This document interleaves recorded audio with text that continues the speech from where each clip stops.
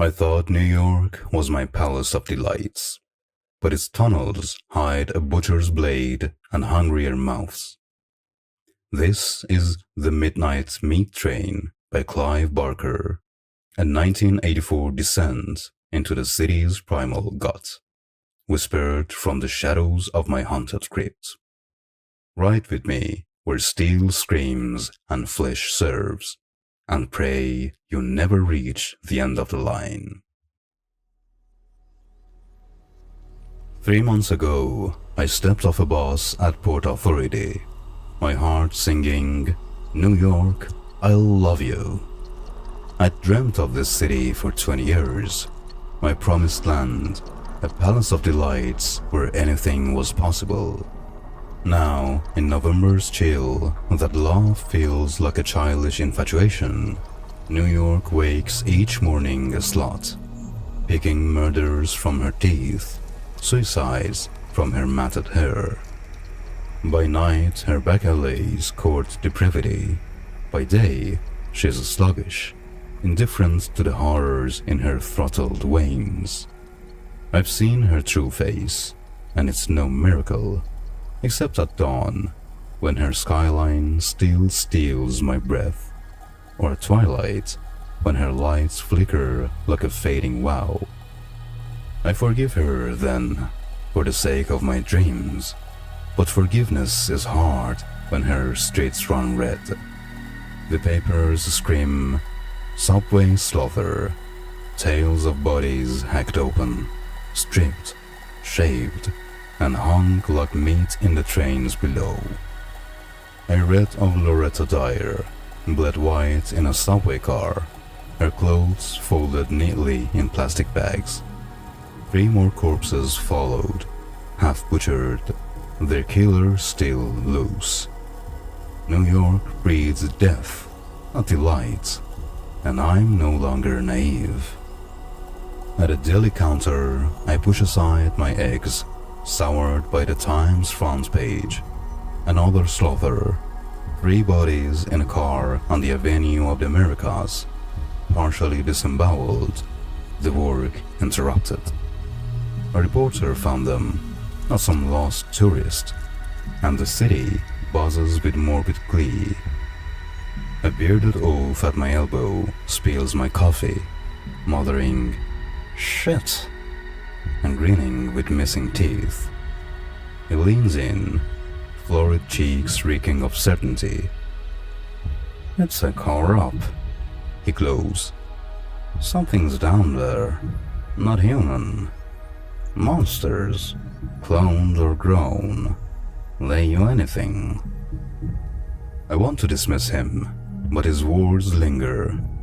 Monsters in the tunnels? No, I know better. The horrors here are human, born of this city's decay. The oaf lumbers out, sneering, "Probably a fucking cop. Made a monster instead."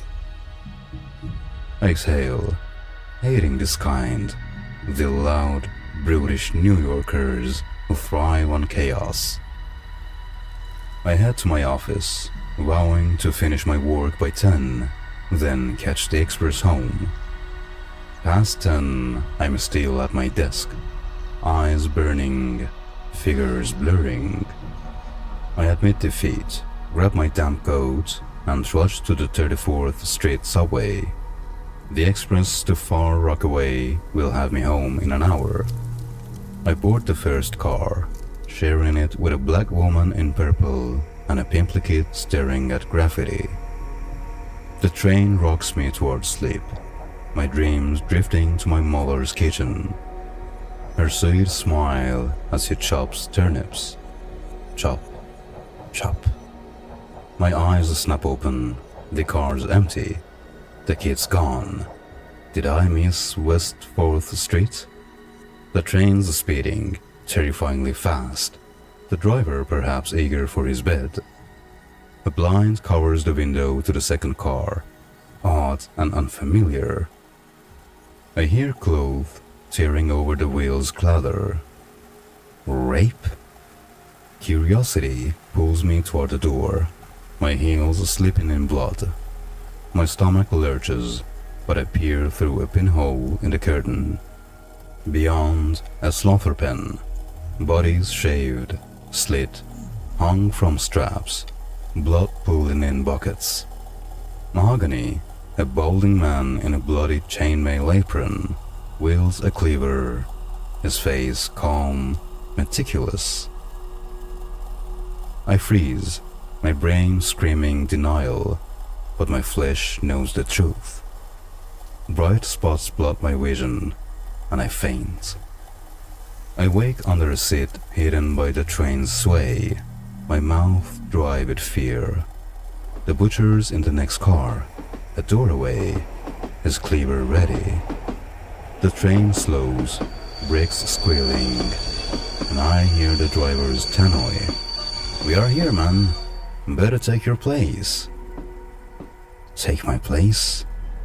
The doors hiss open, a caustic stench floating in, primal and hostile. I cower, hands over my face, a child fleeing the boogeyman. Footsteps clatter, mahogany's moving to the driver's cabin. "Hi," he says. "Hey," the driver replies. "All done?" "All done." Their casual banter chills me. I crawl out, desperate to see the butcher's face, but only glimpse his legs. Laughter echoes from the cabin. I can't stay trapped, a snail in its shell. I grab a knife from a pile of clothes beside a Puerto Rican corpse, its blade gleaming. Strength surges in me, primal, fearless. I'll face him, man to man. The door rattles, mahogany steps through, his woman's mouth pursed, his eyes deep set. He sees me, surprised. "You were asleep?" he says. "You should have left." I grip the knife. "Fuck it," I spit. Mahogany unhooks his cleaver, blood crusted on his apron. "You shouldn't have seen this," he says. "It's a secret, not for a dirty little Jew like you." He swings, the blade slicing my coat and burying in a corpse's thigh. I lunge, my knife piercing his neck, straight through, blood arcing from both wounds. He chokes, lipstick red blood on his lips, and collapses, dead. I stagger, tears blurring the carnage, triumphant yet hollow. The train slows, brakes screaming, lights flickering out. Darkness swallows me. The tannoy crackles. "We'll be out in half an hour." Doors hiss open, and a caustic stench chokes me. Torchlight reveals shuffling figures. Human, yet not. Bald, syphilitic, clad in human skins, they board, their tongues dancing over the meat. One, a frail follower, fixes me with watery eyes. "You came after the other, yes?" he pipes, glancing at Mahogany's corpse. "Old, anyway." I brandish the cleaver. "Fuck you," I snarl. He grimaces, baring filed teeth. "You will do this for us now. Feed us, or we die.